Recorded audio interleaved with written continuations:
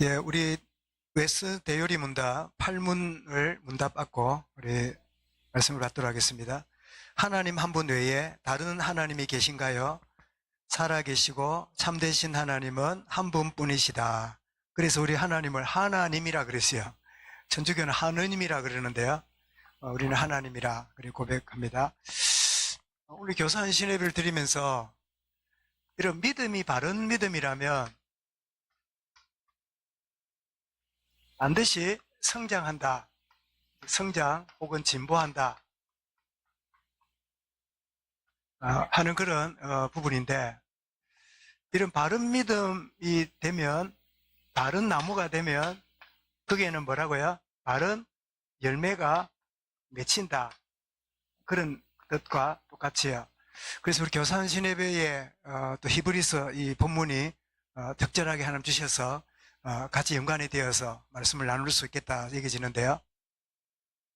오늘 우리 당에 이렇게 할 때 나눈 말씀이기도 한데, 여러분 신구약을 합쳐서 우리 후대 가운데 참 바로 언약을 붙잡고 복음 안에서 승리했던 인물을 말해라 하면 구약에 누굴까요? 구약에 나오는 인물 중에 뭐 사무엘이라든지 다윗이라든지 또 혹은 포로로 끌려갔던 다니엘과 세 친구 뭐 이런 사람을 말하겠고, 신약에는 누가 있을까요? 뭐 디모데라든지 또 그 외에 누가 있을까요? 예, 뭐 바울 같은 경우 뭐 좀 애매하긴 하지만 했던 그런 부분이 있겠는데, 여러분 다니엘서 3장 24절 25절에 보면 그 다니엘의 세 친구가 어디에 들어가냐면 풀무불에 들어갑니다. 이런 풀무불 이러면 막 쇠를 녹이는 엄청난 그 화력이잖아요. 그런데 느부갓네살 왕이 보니까 여기에 4명이 보였어요. 3명을 던졌는데 4명이 걸어다니는 거예요.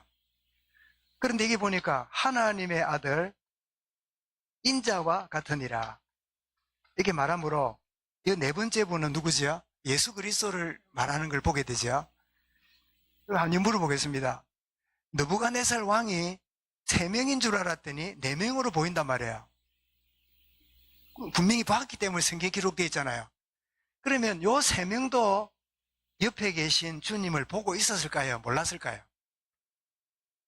어떻습니까? 분위기상 보니까 몰란 것 같아요. 몰란 것 같아요. 이게 신앙의 세계입니다. 우리는 셋만 보여요. 행편이 이렇고 사정이 이렇고 우리 실력이 이렇고 니를 보고 나를 보니 뭐 그 정도다. 셋만 보이지요? 그런데 우리는 뭐예요? 셋이 아닙니다. 넷입니다. 주님이 함께 하시는 거예요.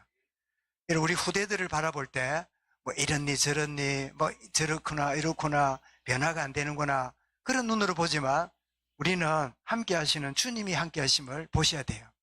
이게 교사가 보아야 될 영적 눈입니다.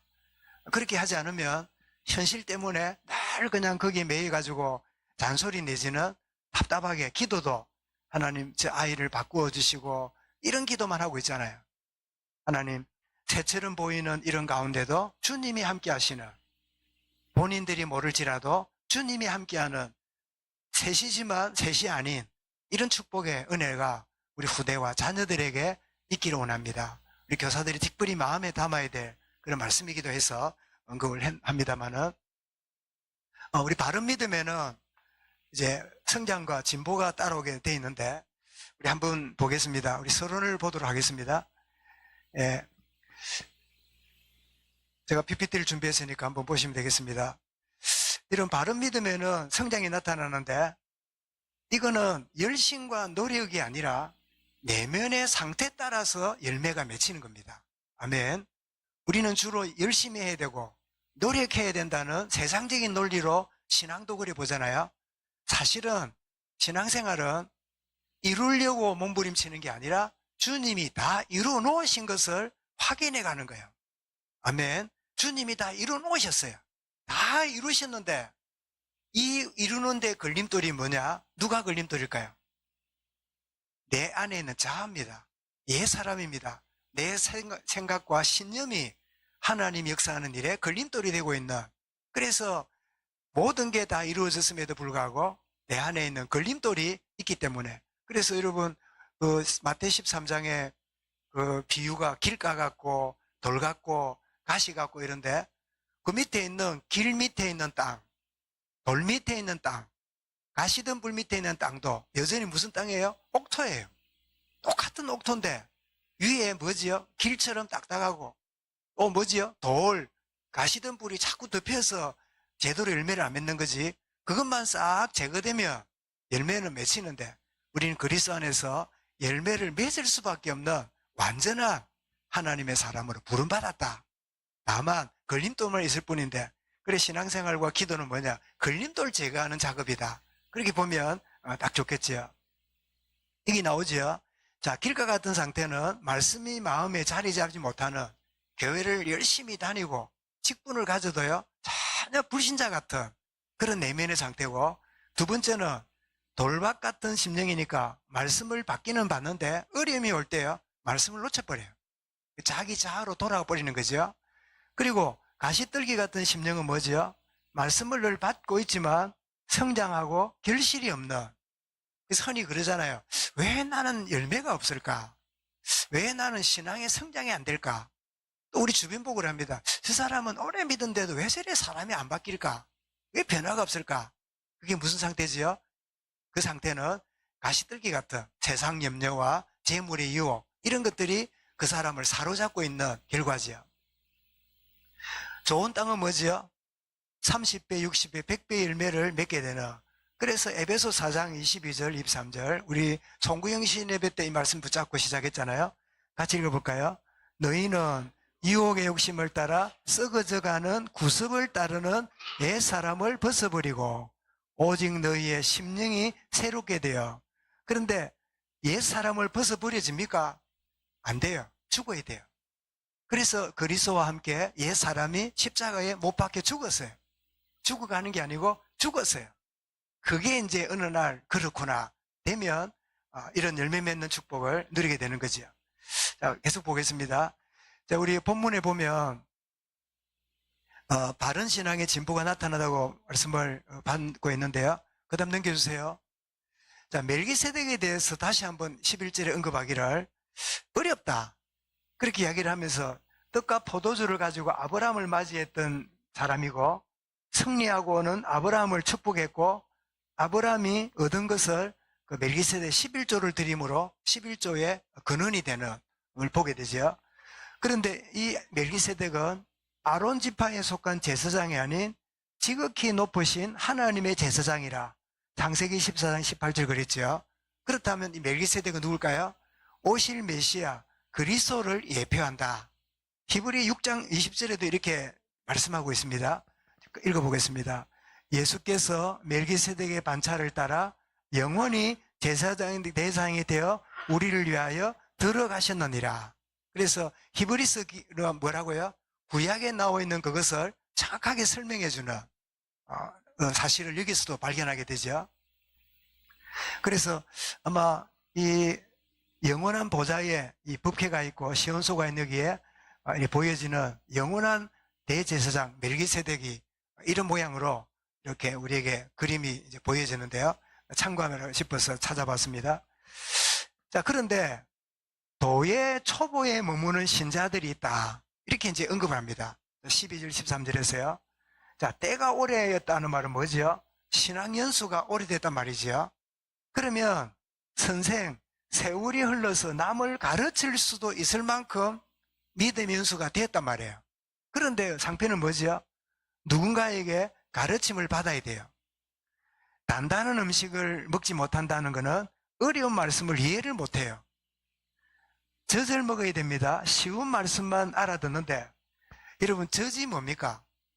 젖은 어떤 개체의 소화기관을 통해서 나오는 게 젖이잖아요. 그러니까 사람들이 누군가가 설명을 해주고 이렇게 이해를 시키고 이렇게 해야만 이렇게 말씀을 받지, 말씀을 듣거나 읽을 때 이해가 안 되는, 그건 단단한 음식이고, 젖이란 말은 소화기관을 통해서 이렇게 숙성이 돼가 나와서 먹잖아요. 소화력이 약하기 때문에 그런 상태로 젖을 먹는 상태라. 그래서 그렇기 때문에 오래 신앙생활도 했고 선생이 될 만큼 해야 되는데도 항상 가르침을 받아야 된다고 하는 것은 결국은 속 사람이 변화되지 않고 성장하지 않기 때문이다 하는 것을 암시하고 있는 거죠. 그래서 여러분 에스겔 36장인데 여러분 그 36장 26, 37절에 하나 빠졌네요. 읽어보겠습니다. 또 새 영을 너희에게 두고 나 마음을 너희에게 주되 너희 육신에서 굳은 마음을 제거하고 부드러운 마음을 줄 것이며 또 내 영을 너희 속에 두어 너희로 내 율례를 행하게 하려니 너희가 내 규례를 지켜 행할지라. 그래서 여러분 36절만 읽을 게 아니라 37절 읽은 이유는 영이 새로워지면 주의 말씀을 행하게 된다는 거예요. 열매 맺게 된다는 거예요. 36절이 안 되는데 37절을 계속 요구하면 무슨 교육이에요? 이게 종교교육이에요. 계속 밀어붙이는. 그래서 우리가 자녀들을 양육할 때 어디까지 이렇게 가르치고 지도하고 어디까지 기다려야 될 건가? 이 타이밍을 잡는 게 굉장히 중요한 우리 부모 혹은 후대 교육인데요. 그러나 우선순위는 영이 변화되는 그 속 사람이 하나님을 만나고 서게 되는 이 순서는 틀림없습니다. 그래서 영이 새로워지게 되므로 말씀을 순종하게 되는 열매 맺게 되는 자리까지 나아갈 수 있다. 그러므로 여러분 말씀을 순종하라고 가르치는 건 내가 가르칠 수 있는데 그 속 사람을 바꾸는 일은 누가 해요? 참 스승이신 성령이 하십니다. 그래서 우리 교사들이 가르치거나 아이들을 대할 때 뭐가 필요해요? 할 성령을 의지하고 기도 속에 있는 게 늘 중요하지요. 그렇지 않으면 내 의와 내 경험과 내 지식이 자꾸 전달되고 내게 전달되게 되면 나중에 어떤 일이 벌어집니까? 애들이 자라가지고 똑 누같이 해요? 똑 내가 가르친 것처럼 애들도 그래요. 똑같은 말을 하고 똑같은 표정을 하고 그래 지내요. 왜 그런가 싶은데요. 왜 그럴까요?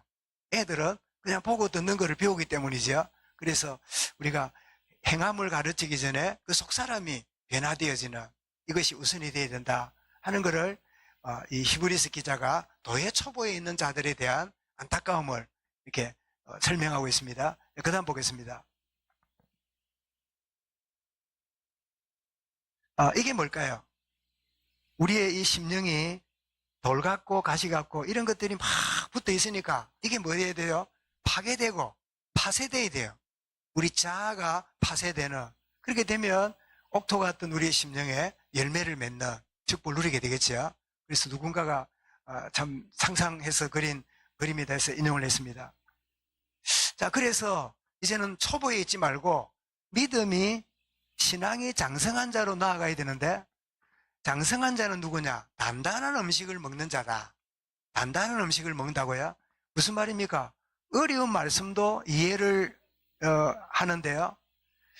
똑같은 말씀인데도 단단한 음식을 받는 사람이 묵상이 되는 신앙입니다. 묵상이 돼요.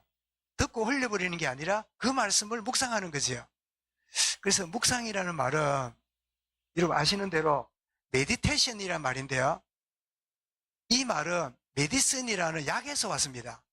자, 약이 여러분 어떻습니까? 단단하고 이렇게 굳어 있잖아요. 그 약이 위장에 들어가면 그냥 있으면 어떻게 되죠? 그러면 토해야 돼요. 그 위장에 들어가면 어떻게 되죠?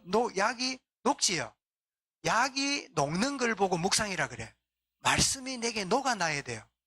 그 말씀이 튕겨가 버리면 토하는 거지만 메디슨이라는 약이 메디테이션 되는, 내게 녹아나는, 내게 되는 묵상이 되는 거죠. 그래서 단단한 음식을 받는다는 말은 그 말씀을 받을 때 바로 깨닫기도 하지만 그 말씀을 두고 묵상을 하게 되면 성령님이 깨닫게 하시는, 그게 뭐죠? 그게 장성한 신앙, 그게 성장한 신앙이라 그래 볼 수 있는 거지요.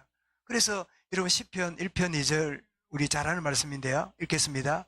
오직 여호와의 율법을 즐거워하여 그 율법을 주야로 묵상하는 자로다. 자, 단단한 음식을 먹을 뿐 아니라 지각을 사용하고, 이 지각이란 말은 이제 깨달음이란 말인데 영적 깨달음을 갖는 거지요. 아까 말씀드린 대로 분명히 친구 3명이 있는데 3명이 아닌 이유가 뭐지요? 주님이 함께하는 거지요. 이게 여러분 그냥 우리가 듣고 있는 것 같지만 깨달음이 없는 사람은 이 말이 이해가 안 돼요. 3명이지 무슨 4명. 그죠? 그렇게 이해할 수밖에 없는데 이 영적 지각으로 깨달아지게 되면 그 말씀의 의미가 다가오게 되는 거죠. 이거 장성한 자의 특징인데, 그래서 시편 119편 34절 읽어봅니다. 나로 하여금 깨닫게 하여 주소서. 자, 말씀을 받을 때 무슨 뜻인지 모르겠단 말이에요. 그럼 어떻게 해요? 깨달음을 달라고 기도하는 거지요. 여러분 뭐 다 아시겠지만 제가 말씀을 이렇게 대하고 풀어갈 때 이 말씀을 받을 때 이 말씀이 이런 말씀이구나 사실을 제가 이제 받게 되지요. 그러면 이 말씀을 읽는 우리에게 뭘 말하고 있는가? 지금 말하고 있는가? 그리고 우리 교회의 성도들에게 이 말씀이 하나님이 뭘 깨닫게 원하시는가? 이런 것들은 전적으로 제 작업이 아니라 성령님이 주시는 은혜 속에서 제가 받고 정리하는 시간이에요. 그래서 뭐 일반적으로 지식적으로 하면 설교하면 20-30분만 하면 준비하겠지요. 교과서 보듯이 척척척 하면. 그런데 그럴 수 없는 거는 때로는 뭐 1시간도 2시간도 어떤 때는 뭐 목요일 안 돼가지고 금요일 아침까지 말씀을 깨달음을 달라고 기도하는 속에서 말씀을 준비하고 그러는데요. 어쨌든 단단한 음식, 어려운 것도 묵상 속에서 이해를 하고 또 영적으로 깨달음을 얻고 더 나아가서 장성한 자의 특징이 뭐냐? 어려움을 겪습니다. 연단과 고난을 겪어요. 이 과정이 뭐지요? 잘 겪어내면 연단이고 못 겪어내면 이걸 보고 뭐라 그래요? 시험 들었다는 거예요. 여러분 똑같은 상황이 벌어집니다. 시험으로 다가오기도 하고요. 연단이 되기도 해요. 그래서 하나님 시험 가운데 있는 우리 주변에 있는 이들이 시험이 아니라 연단의 과정이 되는 축복을 누리게 해 주옵소서. 참 기도로 우리 도와야 되는데요.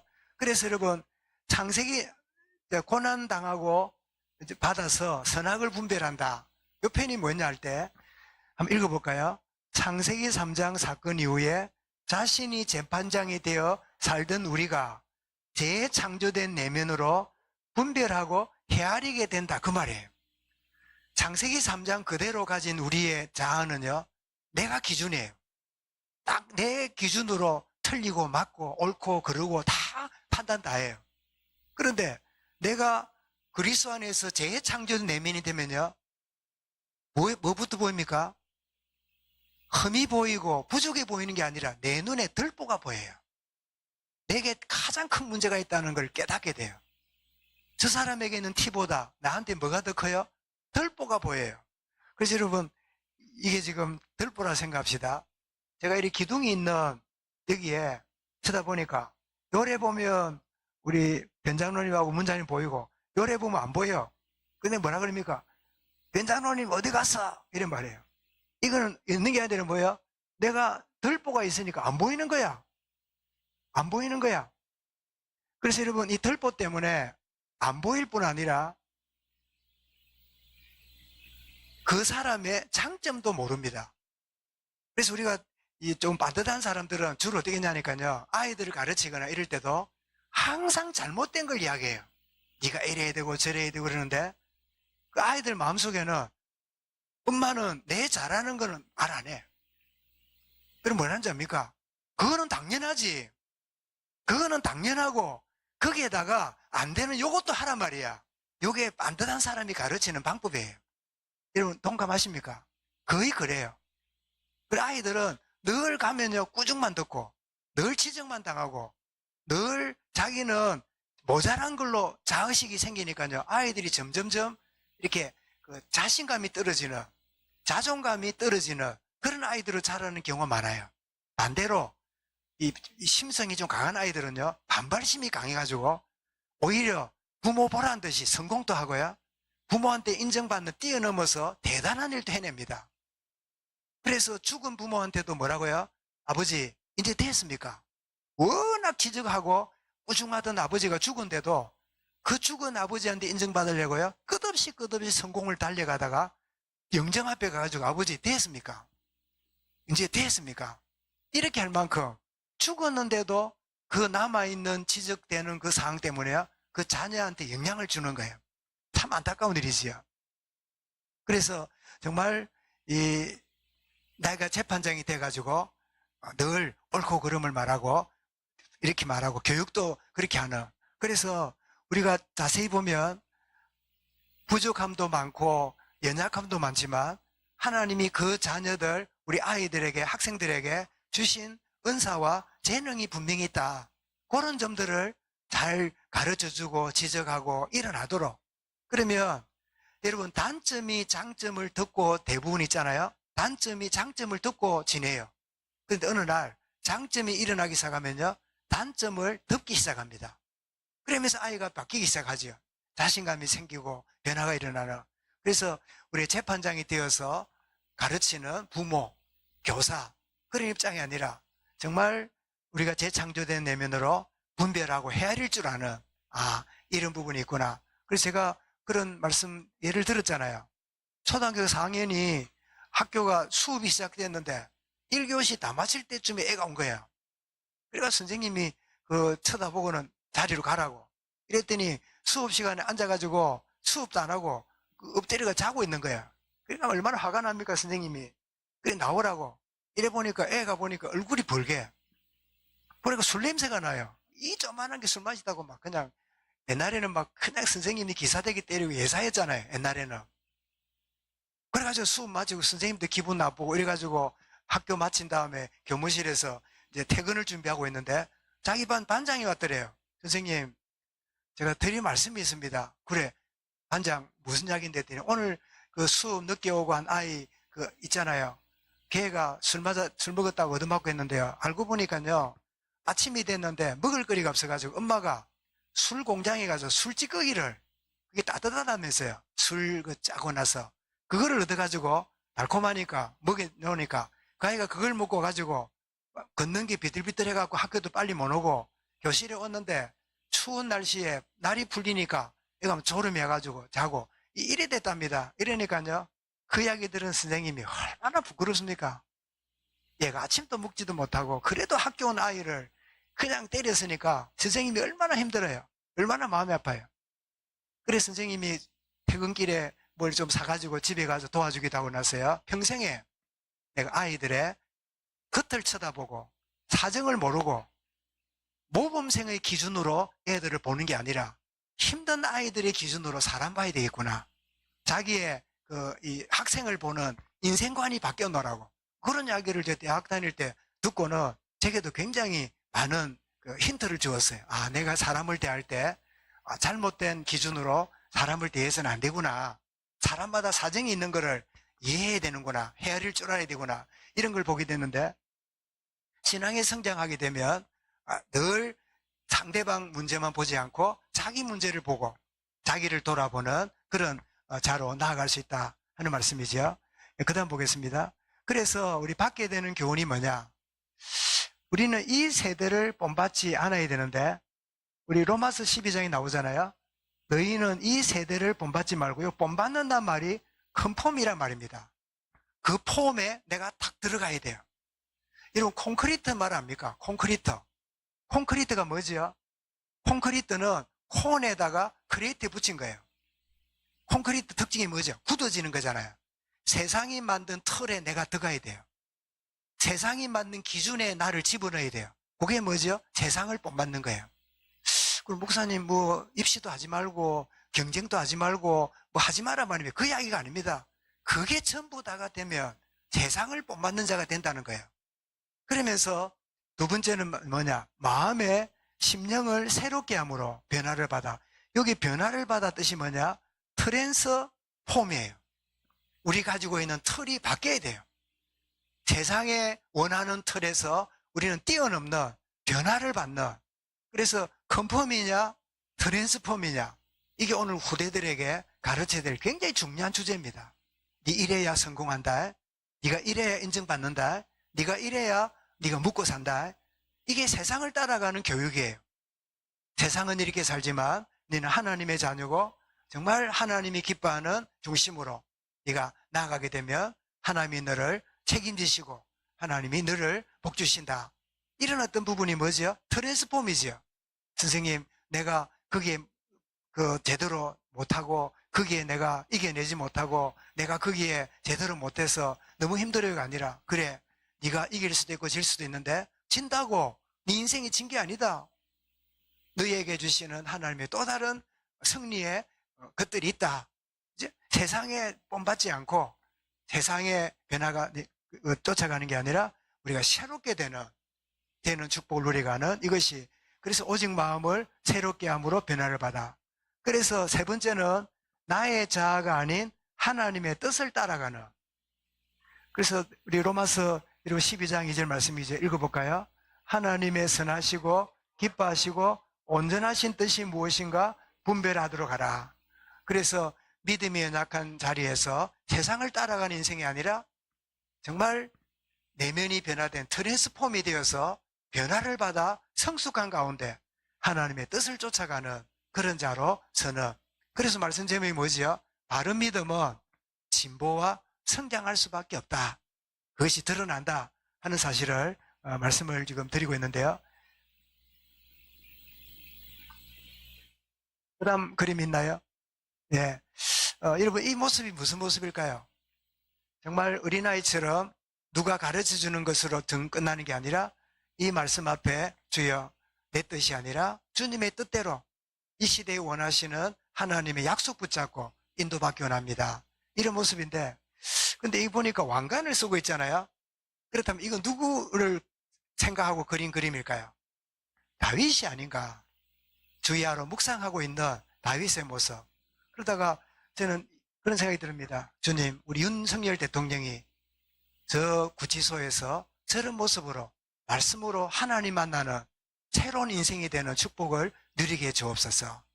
장성한 믿음의 분량에 나가는, 지금까지 막 최고의 엘리트로 성장하고 자랐던 이 자기 인생에 정말 하나님 앞에 서서 트랜스폼, 정말 내면이 새롭게 되어서 남은 인생에 국가와 자기 미래에 큰 응답의 전환점이 되도록 역사해 주옵소서. 그런 마음을 갖게 됐습니다. 그래서 여러분, 하나님의 뜻이 뭡니까? 성경에 보면 몇 번 나옵니다만은 우리 후대들의 마음과 영혼에 하나님의 뜻이 심겨져야 되겠는데요. 자, 고린도서 17장 10절에 읽어보겠습니다. 하나님의 뜻대로 하는 근심은 후회할 것이 없는 구원에 이르게 하는 회개를 이루는 것이요. 먼저 왜 회개란 말을 찾았을까요? 내 것이 아닌 게 하나님 뜻에 거슬리는 내면에 나의 것이 너무 많아요. 그래서 진짜 하나님과 관계 속에서 자기를 내려놓는, 이게 하나님 뜻이다. 두 번째입니다. 대소인서 5장 16절 18절입니다. 읽겠습니다. 항상 기뻐하라, 쉬지 말고 기도하라, 범사에 감사하라, 이것이 그리스도의 안에서 너희를 향하신 하나님의 뜻이니라. 여러분, 항상 기뻐하고 쉬지 말고 기도하고 범사에 감사하라는 게 율법적인 요구면요, 이건 굉장히 부담스러운 말이에요. 항상 기뻐할 수밖에 없고 쉬지 말고 기도하고 범사에 감사할, 진짜 내면의 이유를 발견하면 이렇게 할 수밖에 없는 축복을 누리게 되겠지요. 참된 이유를 발견하는 너희를 향하신 하나님의 뜻이니라. 요한일서 2장 17절에도 하나님 뜻을 이렇게 말씀합니다. 읽겠습니다. 이 세상도 그 정욕도 지나가되 오직 하나님의 뜻을 행하는 자는 영원히 거하느니라. 그래서 바른 신앙은 신앙의 진보를 나타내는데, 성장을 나타내는데 자아를 충만하게 만드는 게 아니라 하나님의 뜻을 쫓아가는, 하나님의 뜻에 순종하는 자로 나아가는, 이것이 바로 믿음의 진보의 성장이고 믿음의 성장의 바른 진보다. 이런 후대들에게 정말 하나님을 사랑하고 하나님의 뜻대로 쫓아가는, 그래서 진로도 정하고 또 미래를 정할 때 정말 뭐 하면 묵고 살고 뭐 하면 인정받겠는가가 아니라요, 진짜 소중함을 발견하는. 그러고 보니까 우리나라에 박완서라고 하는 그 연세 많은 작가가 있죠. 크리스찬 작가. 그분이 글을 썼는데 누가 인용을 해요. 뭐라고 했냐니까, 아들이 이제 자라나가 의대를 가는데 이제 의대 합격이 됐대요. 그래서 이제 조금 있다가 일반 공부하고 나서 과를 정하잖아요. 이제 무슨 과 정의외과 뭐 정하잖아요. 하는데 정했다길래 자기는 속으로 남들 앞에 뽀대 있는 과를 선택할 줄 알고 했더니 무슨 과를 선택했냐? 방사선과를 선택했대요. 방사선과 이러길래 돈도 별로 안 되고 크게 인기도 없고 뭐 남 하는데 뒤쳐다거리나 하는 그런 별 인기 없는 건데 싶어서 자기도 아들이 의대 가가지고 친구들한테 자랑하고 댕겼대요. 그래서 과도 좋은 과 선택하면 자랑하고 싶어서 무슨 과 선택했는데 이랬는데 방사선과 선택했다고. 이 말하길래 실망이 되더래요. 그런데 마치 말했답니다. 그래도 좀 더 보기 좋은 과 하면 안 돼? 이래 말했더니 아들이 너무 중심이 바르더래요. 어머니, 방사선과 의사는 환자가 마취한 다음에 그 다음에 수술까지 끝나고 나면 마취과 의사에 대해서 관심이 없습니다. 누가 마취했는가 고맙다고 인사하러 온 경우가 한 번도 없대요. 마취과 의사한테는. 그것이 가장 순수하고 환자를 위해서 봉사하는 일이라서 가치 있다고 저는 생각했습니다. 이 말하는 아들을 보고요, 저 부끄럽더래요. 이런 중심을 가진 아들이구나. 그래서 또 한편은 자랑스럽더래요. 저도 그 이야기 들으면서 우리는 이렇게 후대들에게 뭐 이렇게 하고 저렇게 할 때 우리도 모르게 자아가 묻혀가지고 내 자식이니까 우리 아이들이니까 이런 아들 중심으로가 아니라 진짜 그 아이가 하나님의 뜻을 알고 자기 미래도 선택하고 나아갈 수 있도록 여러분 우리가 기도해주고 후원해주는 그런 교사, 그런 부모, 여러분 우리가 많은 자녀들이 있거나 학생들이 없다 하더라도 정말 우리 자녀들이 하나님의 뜻 안에서 온전히 나아갈 때 이런 불무불안이 있을지라도 셋이 아니라 셋이 아닌 이유를 아는, 우리는 셋이지만 주님이 우리와 함께 계셔 하는 사실을 아는, 여러분 다윗도 이런 사실을 알았고 요셉도 감옥에서 노예에서 내가 홀로지만 홀로가 아니에요. 왜요? 주님이 함께 하셨잖아요. 이 비밀을 아는 우리 자녀들, 후대들이 우리 교회 가운데 계속 일어나는 이 일에 우리 교사들이 수고하는 일에 너무 귀하고 하나님의 크신 은혜와 위로가 있기 원하고 하나님 축복이 여러분이 충만하기를 주의 이름으로 축원합니다. 그래서 우리 모든 우리 성도들도 교사들의 이 수고에 늘 기억하면서 기도하고 함께하는 그 축복을 함께 누려가야 되겠습니다. 감사합니다. 주님. 바른 믿음에는 성장과 진보가 있음을 일깨워 주셨사오니 이 약속 붙잡고 인도받는 우리 모든 교사들과 우리 교육기관들과 우리 온 교회가 되어지도록 은혜 다하여 주옵소서. 참 초보에 머무르지 아니하고 단단한 것을 먹을 수 있는 장성한 분량에 이르는 믿음의 거장들이 하나님이여 우리 교회 안에 일어날 수 있도록 은혜 다하시며 역사하시고 이런 미래와 꿈을 꾸는 우리 모든 교사들의 수고가 되도록 역사하여 주옵소서. 예수 그리스도 이름으로 기도드리옵나이다. 아멘.